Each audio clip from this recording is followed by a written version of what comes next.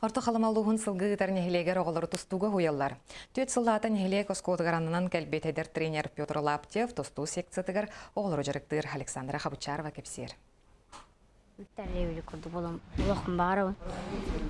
Арас бәйөліктер бұл республикалар ғабаран тұстуым ғадар. Бастығым жарыны бәйбәт.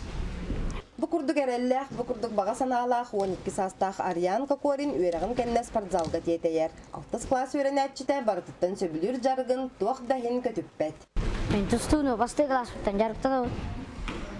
Тұстуыны хәуліуін, медаллері, грамоталары лағын, перистері.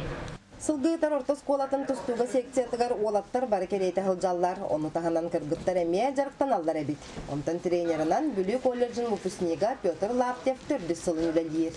Секция бар ұпсия отыптан тақсауға хылжар, оқырдық 2 группаға арақсабыт, 6 класскадылы қаралар, онына олақаттарым бұл хылжалар.